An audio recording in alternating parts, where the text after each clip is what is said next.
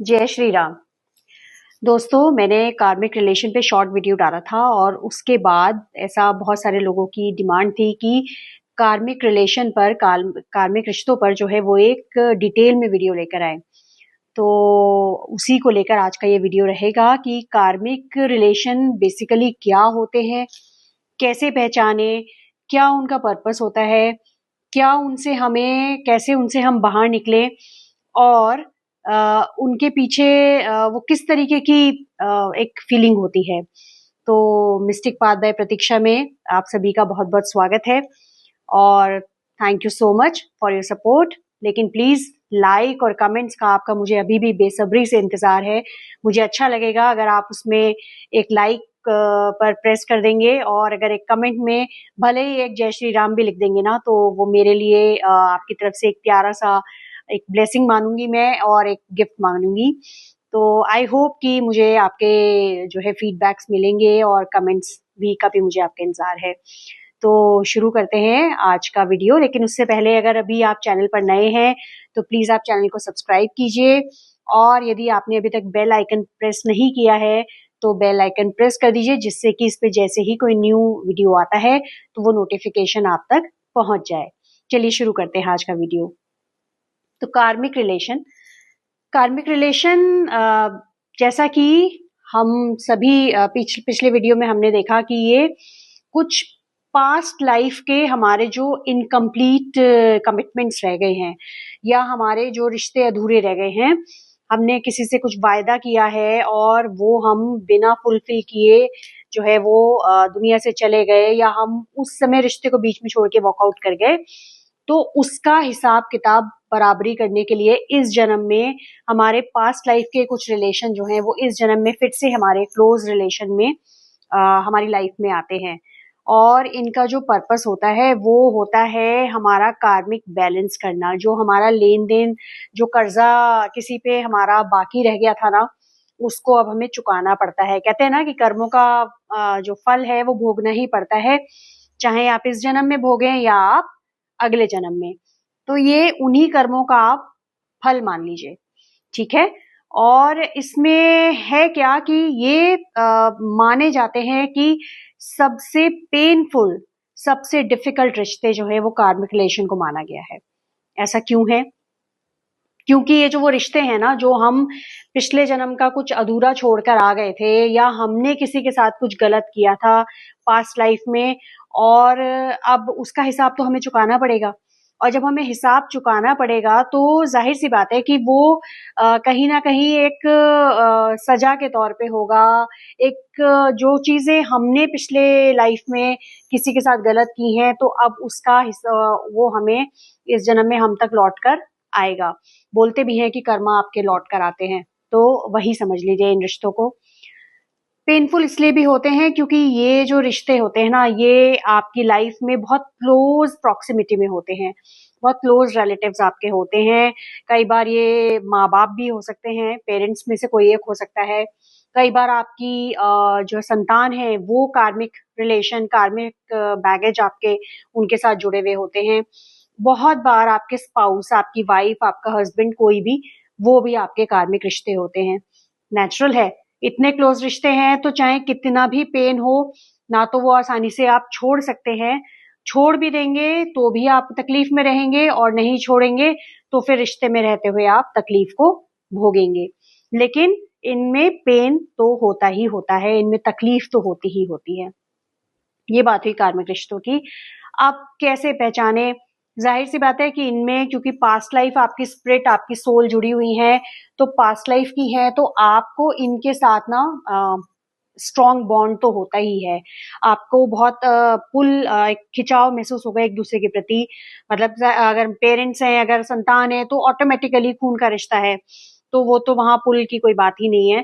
लेकिन अगर आपका स्पाउस है, आपका प्रेमी प्रेमिका है, तो आपको उनको पहली बार में मिलते ही आपको कनेक्टेड फील होगा और बहुत स्ट्रॉन्ग पुल जो है वो एक दूसरे के प्रति फील होगा। लेकिन साथ ही ये जो रिश्ते हैं ये बहुत एग्जॉस्टेड होते हैं, बहुत एग्जॉस्ट कर देते हैं आपको, बहुत थका देते हैं।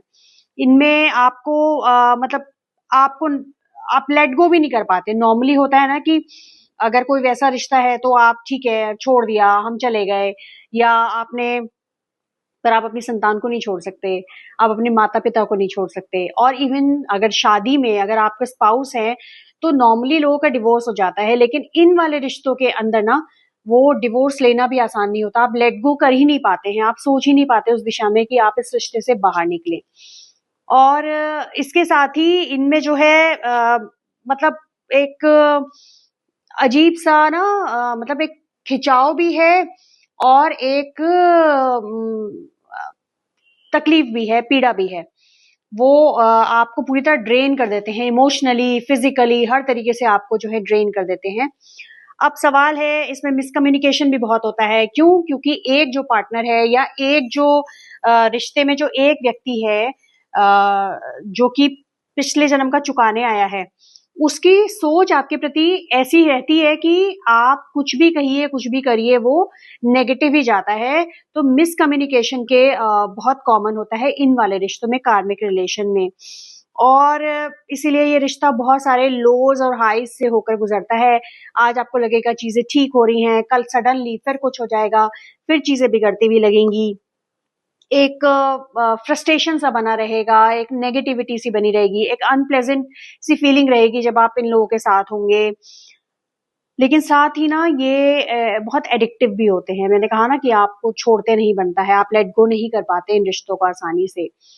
तो अब इनका मकसद क्या है? इनका मकसद है कि जो हम गलतियां पिछले जन्म में करके आए थे या जो हमने अधूरा छोड़ दिया था, उन्हें हम पूरा कर लें। तो यदि आप ऐसे रिश्तों में, और इनमें ना रिपीटेटिव पैटर्न्स होते हैं, कार्मिक जब रिलेशन, कार्मिक वो रिलेशन में ना वही पैटर्न रिपीट होते जाते हैं, होते जाते हैं, होते जाते हैं। हर दूसरे दिन, हर तीसरे दिन सेम चीजें आपकी लाइफ में होती रहेंगी। तो ये रिपीटेटिव होते हैं।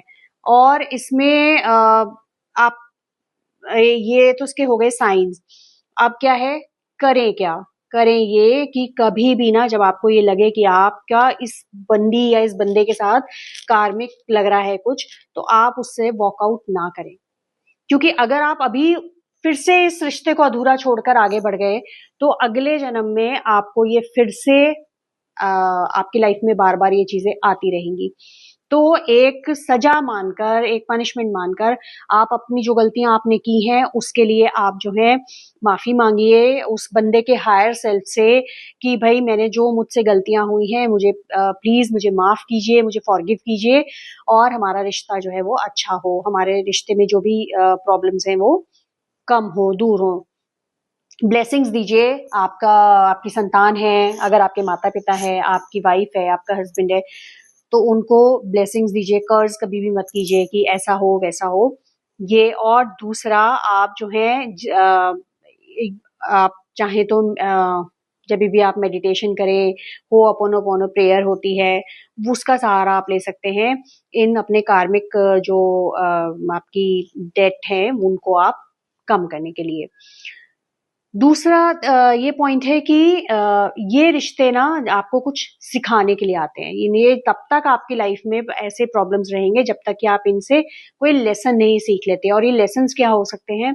ये लेसन्स हो सकते हैं सेल्फ वर्थ के, सेल्फ लव के, लेट गो के, प्लस आप इनमें स्पिरिचुअलिटी की तरफ आपको ये रिश्ते ले जाते हैं। क्योंकि जब आप इतना पेन में रह लेते हैं ना, इतनी प्रॉब्लम आप सह लेते हैं, तो उसके बाद आपको ईश्वर का सहारा रहता है, और फिर आप धीरे धीरे ग्रेजुअली जो है वो स्पिरिचुअलिटी के रास्ते पर आप आने लगते हैं।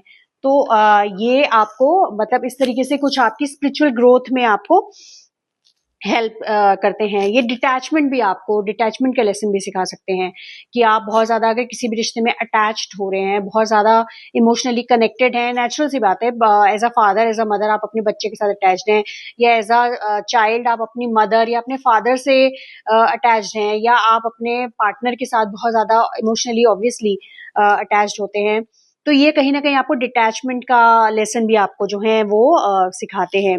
दूसरा, इनका एक पर्पस होता है आपकी हीलिंग, और आपका जो ओल्ड पेन है, जो पुराने आपकी पास्ट लाइफ से जो आपके पेन्स हैं, जो आपके दर्द हैं, उनको हील करना भी इन रिलेशंस का, इन कार्मिक रिलेशन का जो है वो एक मोटिव होता है।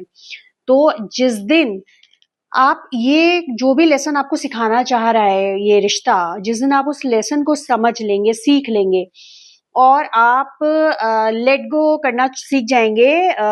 जो भी कुछ आपके साथ हो रहा है व्यवहार, उसको आप लेट गो करने लगेंगे, ये मान के कि ये मेरी ही गलतियों का नतीजा है जो मैंने पास्ट लाइफ में की थी, और अब तो मुझे इसका हिसाब किताब चुकाना ही है। और जैसे हम किसी से कर्जा लेते हैं तो हमें आज नहीं तो कल चुकाना पड़ता है, तो यही मान के ब्याज लगा के हम चुकाते हैं कई बार, तो यही मान के चुपचाप शांति से उस रिश्ते को निभा लीजिए, और उसको जो जो भी कर्जा है ना, वो इसी जन्म में आप पूरा कर लीजिए। और इसी चीज को निभाते निभाते चुकाते चुकाते ना आप डेफिनेटली स्पिरिचुअलिटी की ओर बढ़ जाएंगे, आप लेट गो करना सीख जाएंगे, आप डिटैचमेंट की तरफ बढ़ जाएंगे। तो आपकी भी कहीं ना कहीं वो सोल की ग्रोथ इसमें होगी, इस रिश्ते में होगी, बट थ्रू पेन होगी। पेन के रास्ते, दर्द के रास्ते से आप एक अपने हायर सेल्फ से जुड़ेंगे, अपनी एक स्पिरिचुअल जर्नी पे आप निकल पाएंगे।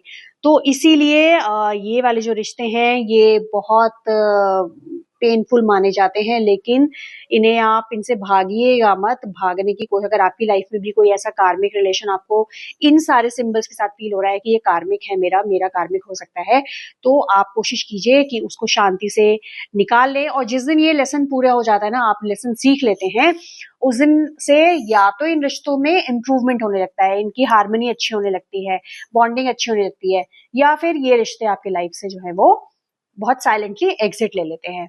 तो इसलिए आप बजाय इनसे भागने के, बजाय इन आर्ग्यूमेंट करने के, बजाय लड़ने के, आप बेहतर है कि आप इसे अपना कार्मिक बैगेज मान के चलें और इसको चुका दें शांति से। इसमें आपकी भी भलाई है, ना सिर्फ अगले जन्म के लिए बल्कि इस जन्म में भी आपका ये स्पिरिचुअल ग्रोथ में हेल्पफुल होगा। आई होप कि आपको ये मैं समझा पाने में सफल रही हूँ। और अगर आप लोग भी अपनी लाइफ में कार्मिक इस तरीके के किसी रिलेशन में को फेस कर रहे हैं, तो कमेंट में लिख के जो है वो जरूर, कमेंट में कार्मिक लिखकर जो है वो अपनी इस वीडियो को आप जो है सपोर्ट कर सकते हैं। और आगे भी इसी तरीके की वीडियो आपके सामने लाती रहूंगी।